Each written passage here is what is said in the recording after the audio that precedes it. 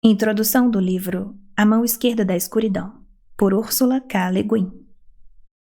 A ficção científica costuma ser descrita, até mesmo definida, como extrapolação. Espera-se que o escritor de ficção científica tome uma tendência ou fenômeno do presente, purifique-o e intensifique-o para efeito dramático e estenda-o ao futuro.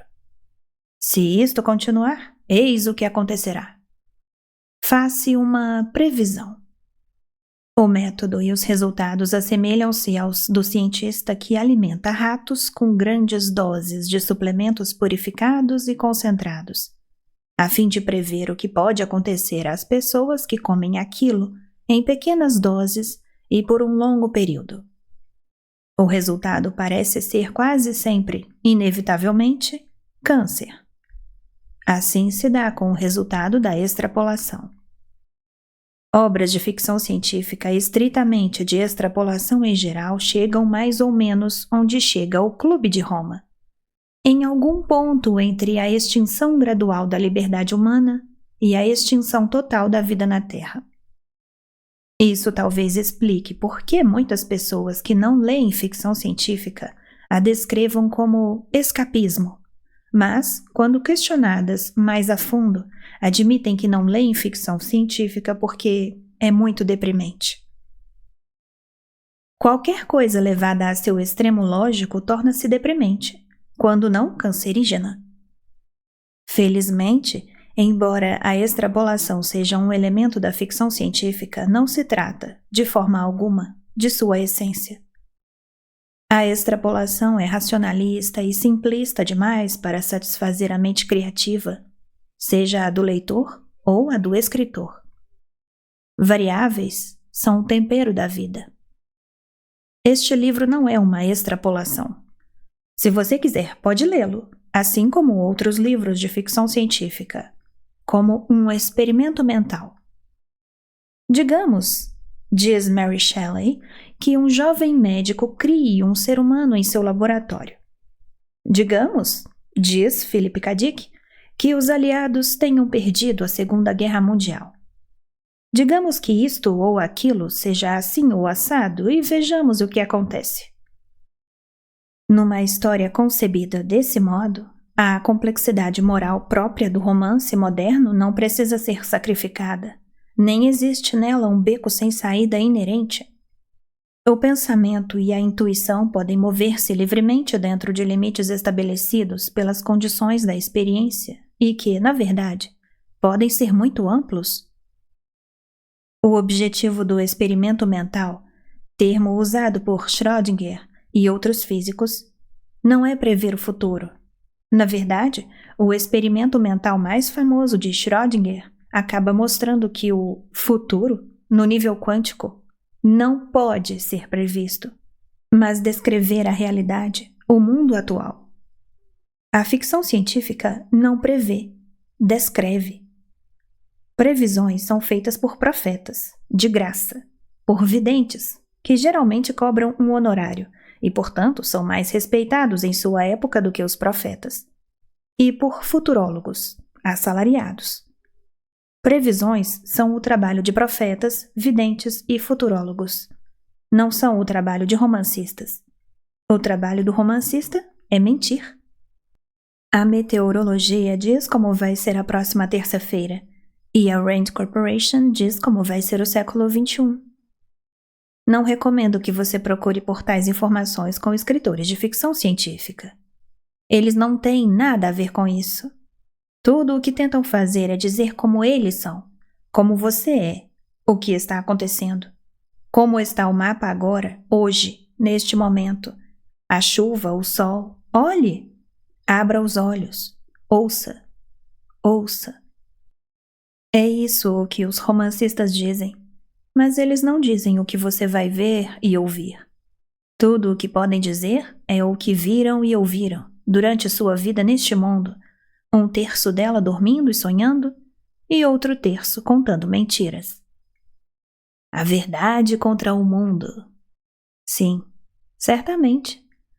Escritores de ficção, pelo menos em seus momentos mais corajosos, realmente desejam a verdade. conhecê-la, dizê-la, servi-la. Mas seguem um caminho tortuoso e peculiar, que consiste em inventar pessoas, lugares e eventos que nunca existiram ou existirão de verdade, contando essas histórias fictícias de forma extensa, detalhada e com uma boa dose de emoção. E então, quando terminam de escrever esse monte de mentiras, dizem: aí está, eis a verdade. Escritores podem usar todo tipo de fatos para sustentar sua coleção de mentiras. Podem descrever a prisão de Marshall C., que realmente existiu, ou a Batalha de Borondino, que realmente foi travada, ou o processo de clonagem, que realmente ocorre nos laboratórios, ou a deterioração de uma personalidade, que é descrita em livros reais de psicologia. E assim por diante. O peso de lugares, eventos, fenômenos e comportamentos verificáveis faz com que o leitor esqueça que o que está lendo é pura invenção, uma história que nunca ocorreu em lugar algum senão numa região ilocalizável, a mente do autor. Na verdade, quando lemos um romance, ficamos loucos, malucos. Acreditamos na existência de pessoas que não existem, ouvimos suas vozes, assistimos à Batalha de Borondino junto com elas? Podemos até nos tornar Napoleão? A sanidade retorna, geralmente, quando se fecha o livro. Há mesmo algo de surpreendente no fato de nenhuma sociedade respeitável jamais ter confiado em seus artistas? Mas nossa sociedade, problemática, desnorteada, em busca de uma direção, às vezes deposita uma confiança completamente equivocada em seus artistas, usando-os como profetas ou futurólogos. Não digo que artistas não possam ser profetas, inspirados, que o Awen não possa inspirá-los e o Deus falar por meio deles. Quem seria artista se não acreditasse que isso acontece? Se não soubesse que isso acontece, por que sentiu o Deus lá dentro usar sua língua, suas mãos? Talvez apenas uma vez na vida, mas uma vez basta. Nem diria que só o artista carrega esse fardo e esse privilégio. O cientista é outro que se prepara, se apronta, trabalhando dia e noite, dormindo e acordado para a inspiração. Como o Pitágoras sabia, o Deus pode falar nas formas da geometria ou nas formas dos sonhos, na harmonia do pensamento puro ou na harmonia de sons, em números ou palavras. Contudo, são as palavras que causam problema e confusão. Pedem-nos agora que consideremos as palavras úteis apenas de uma forma, como signos. Nossos filósofos, alguns deles, nos fariam concordar que uma palavra, frase, sentença, tem valor apenas na medida em que carrega um sentido único, aponta para um fato compreensível ao intelecto racional, de sólida lógica e, idealmente, que possa ser quantificado. Apolo, o deus da luz, da razão, da proporção, da harmonia, do número. Apolo cega os que se aproximam demais em adoração. Não olhe direto para o sol. Entre num bar escuro por um tempo e tome uma cerveja com Dionísio, de vez em quando. Falo sobre deuses, mas sou ateia. Porém, sou artista também e, portanto, mentirosa. Não confie em nada do que digo. Estou dizendo a verdade. A única verdade que consigo entender ou expressar define-se, logicamente, como uma mentira. Define-se, psicologicamente, como um símbolo. Define-se, esteticamente, como uma metáfora.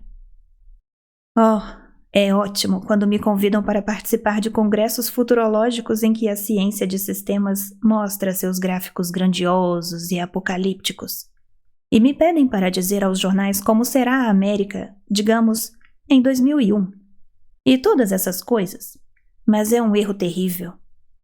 Escrevo ficção científica, e ficção científica não trata do futuro. Sei tanto sobre o futuro quanto vocês, provavelmente menos.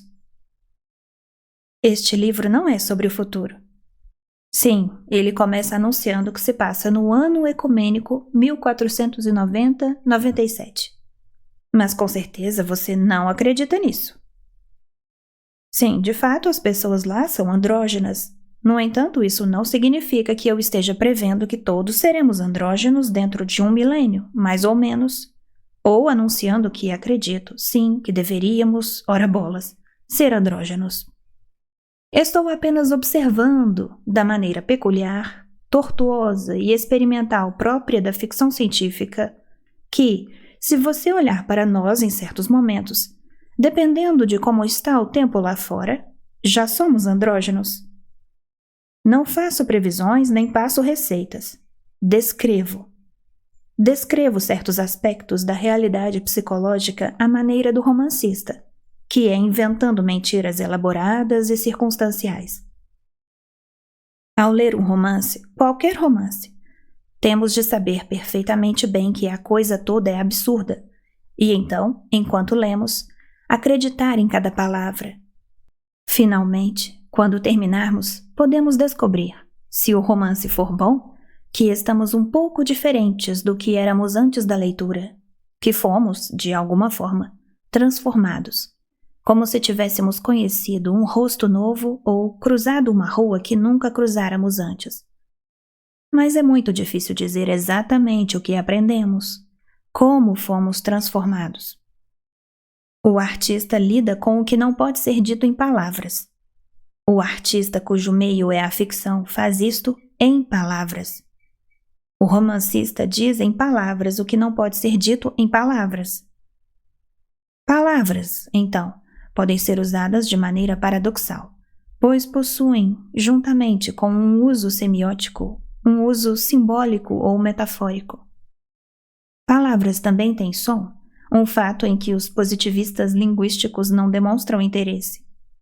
Uma frase ou parágrafo é como um acorde ou uma sequência harmônica em música. Seu significado pode ser compreendido mais claramente por um ouvido atento, mesmo que lido em silêncio, do que por um intelecto atento. Toda ficção é metáfora. Ficção científica é metáfora.